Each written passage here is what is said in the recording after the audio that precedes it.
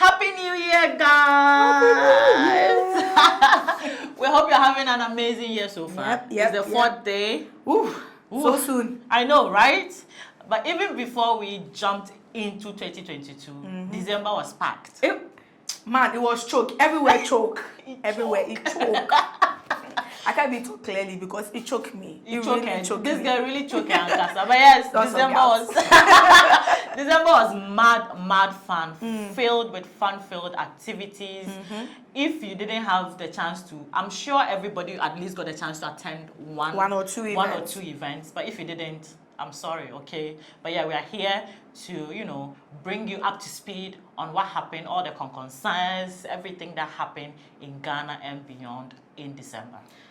It's a whole lot of stuff, from the beefs to the festivals to the prophecies that were supposed to have come that didn't come and went to a different nation, to down Paris, global achievement. Yes. We'll be counting down all the fun things that happened. So you want to, join us till the end of this thing, because Charlie, and also let's start it. Yeah, we are starting. Now, the top of our list is the one that is still fresh, that has been ongoing for about 4 days now. And it's let's say even weeks because of the initial comments that started it all. But yes, Burna Boy and Shatta Wale. Shatta Wale. International global superstar and African dancehall king. And local champion. So yes, Freedom Concert 2021.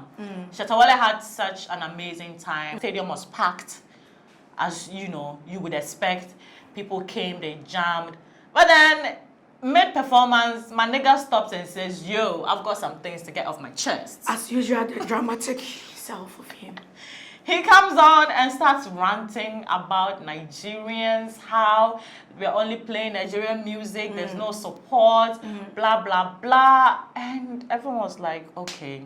Can you just enjoy the success of your show and just end it in peace without the drama?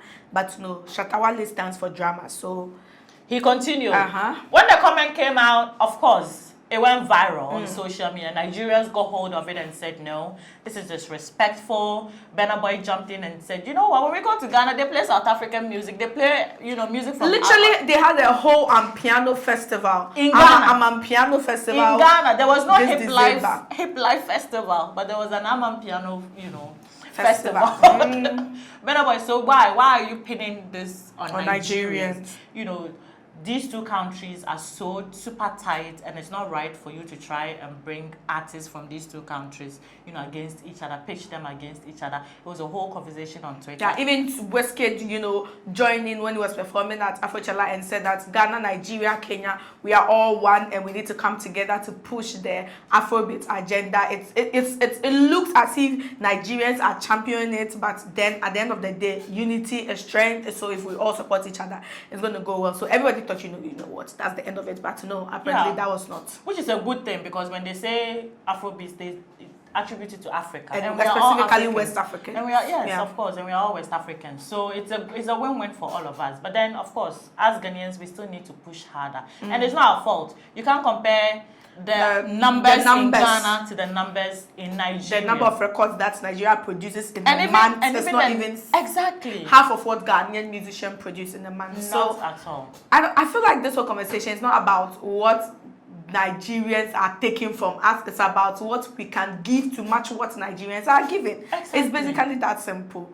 Giving the same energy Nigerians are giving, we'll be able to get to where we want to get to. But away from all of that conversation that has been going on Twitter, there were several spaces held, pundits gave their insight, everybody was sharing their opinion. So hopefully one way or the other, Ghanaian artists will pick something out of the conversations, and this year they'll bring better content. But away from that, the drama that came after that whole conversation is what you are interested in. So now, for something that was Ghana Nigerian musicians, all of a sudden it became personal. And when I say personal, it became personal between Shatta Wale and Burna Boy. So I think from the genesis of the whole, rant, Shatta Wale just had some things he needed to say to Burna Boy. These two, remember, have been friends before. I think 2016. That was a jam. Still is, by the way. And it was sort of Burna Boy's breakthrough in the Ghanaian market, yes, you know. Even though we already knew some of his hits, it was Hosanna that really cemented his name in the Ghanaian market. So they were friends before, short videos, would hang out and all. But then all of a sudden, within the last couple of years, things have become sour. Yeah. And I think Shatta Wale is not pleased about it. So what started out as Nigerian music, Ghana music became personal beef between Shatta Wale and Burna Boy. And then the tweets just started coming in. Burna Boy was like, yo, if you want to at me, at me. I don't know why you are going to the corners. Come to me direct. Speak to me directly. Speak to me with your chest. Speak to me with your chest because it's disrespectful. I know. Disrespectful. I'm a whole African giant. African giant. It's embarrassing. Embarrassing. So Shatta called for a battle at the Accra Sports Stadium. Burna Boy said, no, I want your blood. I want us to fist fight. Super scary. Yeah. I want us to fist fight. I want us to beat each other up to actually see who is who. Then Burna Boy said, you know what, keep quiet. I know all the things you've done. You raped people, women that were around us during the times that we would hang out together and all of that. You know, so after the secrets were coming out. As always. And then when the secrets started coming out, I was like, yo, this is what you guys should have just started with. Instead of just, come to each other directly. Directly, yeah. You have like a personal beef. One of you did something to each other. And, you know, Burna Boy went about how Shatta Wale would rent people's Rolls Royce and things and pose in front of them. Shatta Wale also accused Burna Boy of borrowing Richard Mille watches from some of his friends. His godfathers. His godfathers.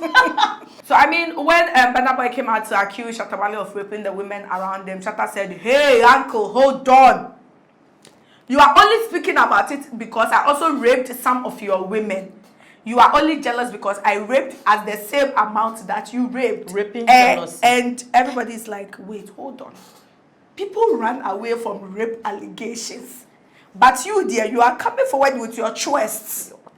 You say yes, you rape, and you know, that turned the whole conversation to, you know, how if women had come out to say that these two people had raped them, people would doubt them and say they are lying, to the fact that they are openly accusing themselves of rape, and people are not focusing on that. People are focusing on whose music is bigger, who is better, who is more rowdy, and all of that. I mean, it was so embarrassing a lot of social media users, and I like the fact that even some Ghanaian celebrities like Edem went direct to Shatta's tweet and said, do you know what, this is wrong. Yeah.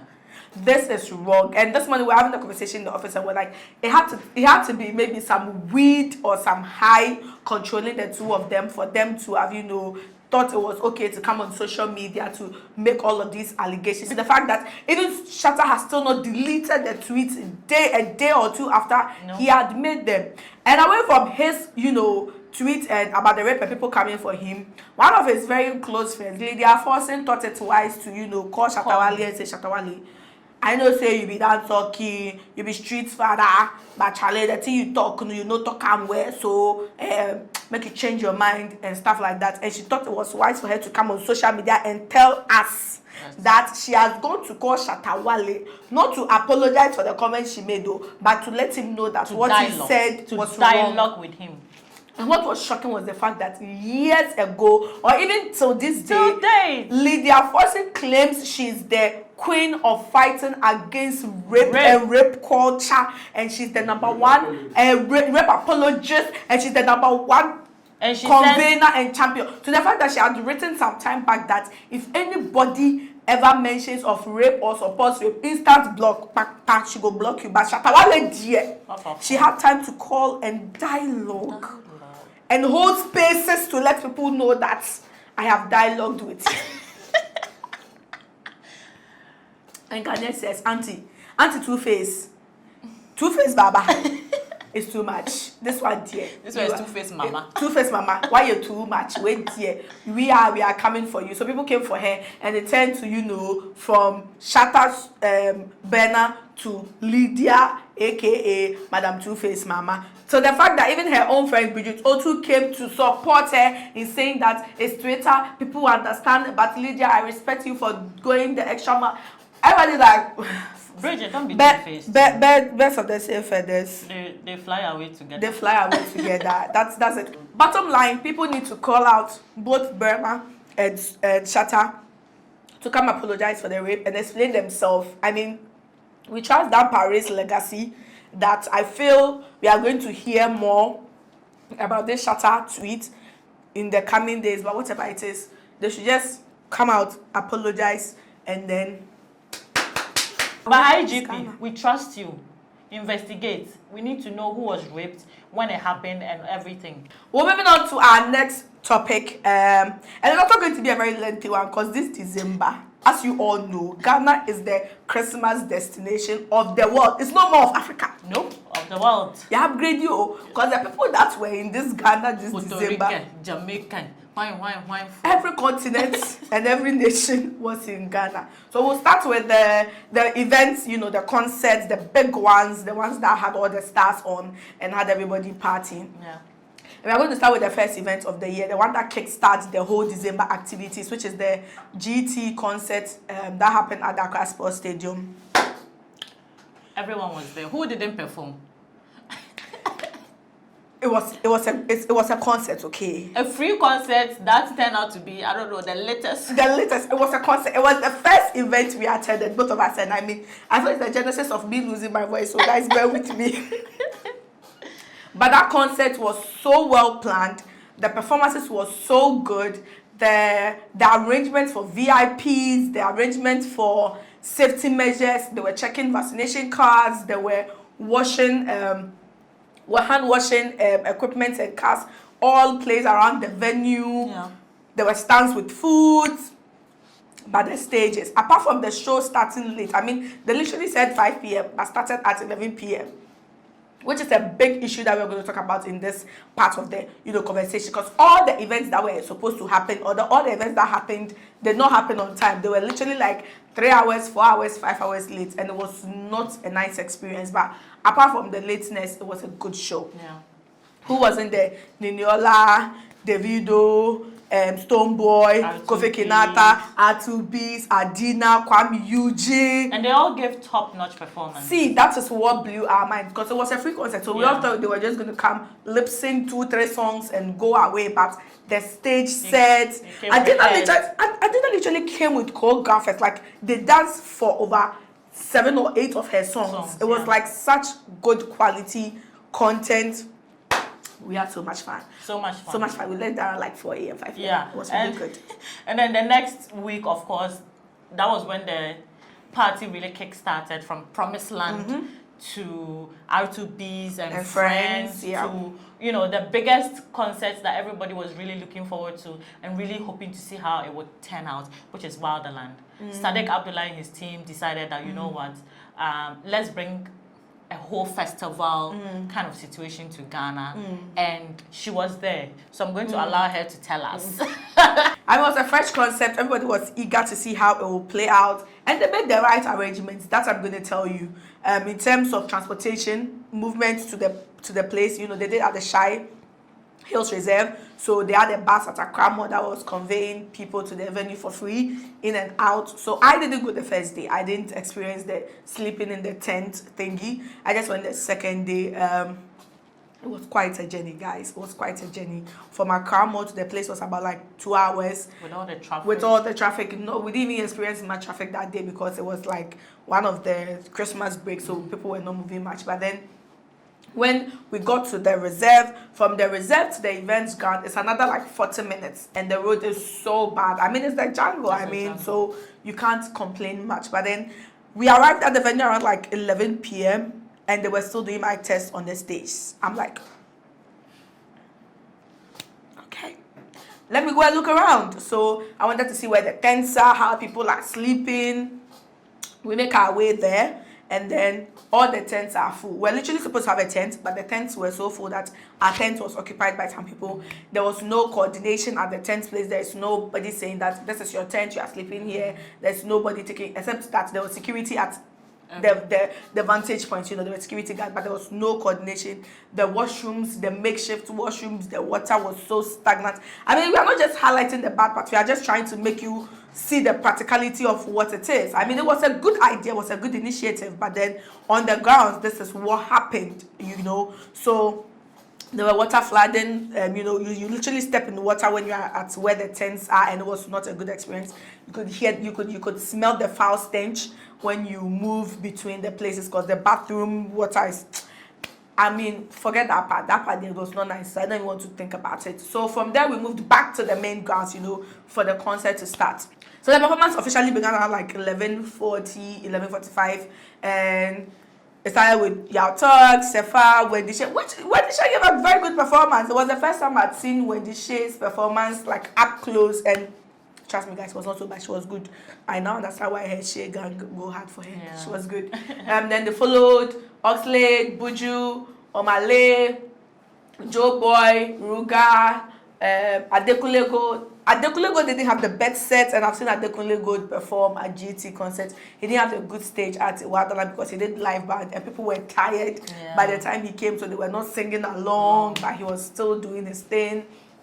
And then the Stone Boy had the best performance at Wonderland. Stone Boy came with energy. He performed for like 30 to 35 minutes. He was not looking at the number of people there. He was just focused on we that were there. And best performance for me. Like, I've seen him perform twice, but that Wonderland performance is still the number one for me. It's still so fresh in my memory. Then finally, the video came in at around 5 a.m. and literally people were walking away to go and sit down. I would say this anytime, any day.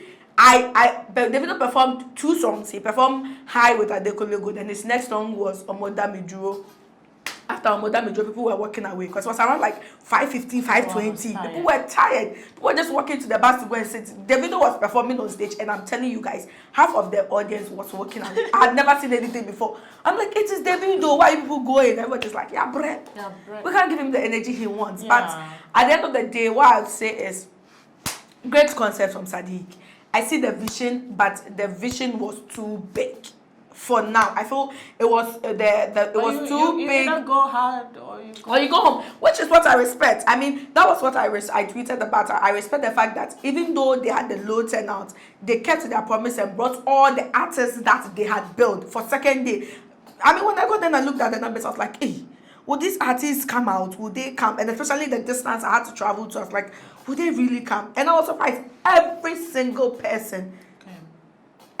single person, all the Nigerians, and they all came, and they all didn't just do 1, 2, 3 songs. They performed their full set, which is what made them stay there till like 5 a.m. So the Wonderland concept was great. A big issue that affected Wonderland was network issues. The connectivity was literally non-existent in the wild. Yeah. So it made it difficult. It made it difficult for people to see update what was happening, for them to come, because there were literally people were like, oh, when you go there, I'll see updates and I'll come. I want to see the energy and the vibe. But the network was not working, so people could not update. I mean, we literally had to save all our videos, come to Accra, get better network, and then upload them. So I feel it's a good concept. I get the wild concept, but if they could get another wild area, the forest vibe, that will be closer to town, that will have better connection. I wasn't there, but then concept. What I have to say is that it was a great concept. As you, of course, every first thing that you do, you have mistakes. There are things that you learn from. If he had perfected it, then how would he come back stronger next year? So all these things, I'm sure he has jotted it down, and then maybe. But then what I feel is that for a concert that is 2 days, you don't put it at a time where there are a lot of other things happening. Take, for instance, if Wonderland was in January instead of December. Or even during Easter. I feel like Easter would have been a good time where I'm sure there's not much activities happening. People will want to go like just for just a day because there are other things happening that people need to get literally to. People were at Little Havana and other events that were happening. So for an event like that, if you want to do a 2-day, 3-day event, do it at a time where it is not so busy. True. Where people have other options or things that they really want to get to. Yeah. You can bring all the artists in the world, but people still want to have a feel of a different place. But yeah, it was a good concept. Kudos to Sadiq and his team. Next year, bigger, better. Wizkid has had a good year. He's had a good year. He performed at Promised Land. and he performed at R2B's and Friends, and he performed at Afrochella. He's been everywhere. I feel like every artist that is the creme de la creme in Africa, or let's say West Africa, was there in Ghana, and they all gave great performances. So we are so grateful to the Year of Return for, you know, it sort of started this whole spark of making Ghana the December and Christmas destination, and we can't wait to see how next year will play out. But what we don't like is the fact that it has made Ghana way too expensive. Wait, that's exactly what I was about to say. We don't like less that. Costs of the tickets. We don't like that. The fact that you are trying to bill tourists does not mean locals have to pay suffer. the same. But people still pay, so everybody's like, people said there's no money in Ghana. Me that didn't have December money, I was locked up in my room. Thank God for media passes. Look at her.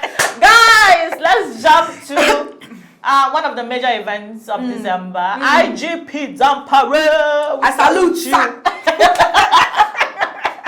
IGP said December is coming. December 31st is coming. You all these prophets.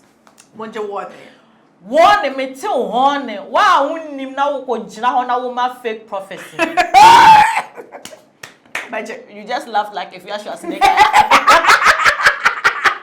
But yes, IGP had already made that statement earlier in December, and all the prophets. It is now that I know that these prophets almost wrote police. They don't even fear God. They don't fear God, though, but they fear police. They fear Dampi. But Dampi really did well with security in December.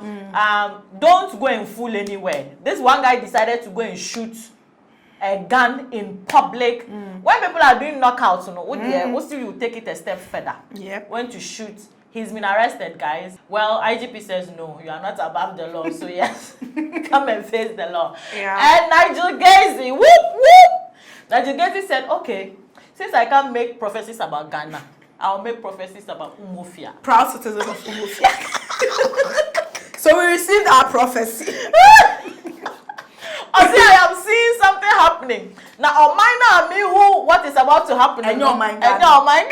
And your mind by your friend Umofia. And I started off at the church member saying, prophesy, preach, preach. How gullible can you be? Gullible. How? Oh my God. Like, at this point, I totally believe that they pay these people to go and see them be doing. Right, because it makes no sense. Anyways, away from that and the fear that Dampi put in them, Dampi also showed that he has a gentle side. He has a sweet side. He has a loving side. He's a father of the nation. So Dampi said, New Year, I will not spend it in my church. I'll spend it with my family. I'll spend it with my boys who patrol the nation. Let the nation feel my love. So Dampi wore his police uniform, called his boys. He said, let's go to maybe a Bosso. Where in Accra, Bosso, more than La Paz, Shatta Wale. Nowhere better. So Dampi and his boys were patrolling and they were giving New Year messages. Afishiapa. Then Dampi went to meet someone drinking Guinness and eating Indomie. And he was shocked. He said, what is this? Guinness, Indomie. And what is the name? And the person said, was what? Gidomi. But basically, Dampare and his boys did well. Like we said earlier, we salute him. He made sure security was spot on. There was less traffic in town. The boys were positioned at places that, you know, they were directing the traffic. Everything went like, even though accidents were on a minimal. Yes, in Accra, but on the Kumasi highway stretches, it was still that intense. So guys, we are moving on to our last, story to recap the December, and it's a story that officially kick-started 2022. The official beef of the Ghanaian entertainment industry, or let's say official controversy of the Ghanaian entertainment industry. One artist a lot of Ghanaians respect is King Promise. People always say that he has no bad song. He has very less controversies. He's all about his music and his business, and that's all we've known him for. So when this story came out, a lot of people were like, hey, sir, no, sir. Oh, Prome. Oh, Prome. Oh, you failed. You promised and failed. So according to Sadiq of 3 Music Network or 3 Network, the organizers of Wonderland, he had built King Promise to come because Prome is a reigning Ghanaian artist. Support your own. Wait, yes, Prome beba. Never showed out. He failed. He promised and failed. He didn't come. Sadiq said he's pained at the back and forth that he had to go through between, you know, King Promise's, and apparently this was not like the first time that he had to go through that sort of, you know, back and forth with King Promise and his management. So Asheno, and that conversation sort of started when, you know, the Ghana Nigeria thing, support your own, build Ghanaian artists, everything came up, and Sadiq said, you know what, you guys will be sitting at the back there and always tweeting people don't support you when this is what you are doing to, you know, event organizers and promoters. I mean, because Davido had the whole back-to-back about 6 shows within this period, and he's still going back to Nigeria, and he still literally came through. So for Oprah, who was in Ghana and couldn't go to Shy, a question mark on Kakra. Still my baby, still my baby. I mean, we reached out to his team before we did this, and they said they prefer not to talk about it. So we hope they settle it behind the scenes. But as it stands now, Sadiq has banned the airing of King Promise's music videos or anything, any content related to King Promise on his 3 music channel. Into support your own. If you not be money, don't call me. If you not be eventer, don't call me. They be a sin no. But if it does ring, make you ring my line. Guys, that's all we have for you in the month of December 2021. A lot happened. 2022, Ameyaw TV, we are poised to bring you guys back to back to back to back. Chese. And follow us on social media, Ameyaw TV, Facebook, Instagram, and Twitter. Thank you. Thank you. Official pa. Official pa. We'll have a blissful 2022. That your name will boil or wider land. Yeah, we'll invite you along. Guys, we love you. We love your support, and we'll see you throughout the year. Peace out.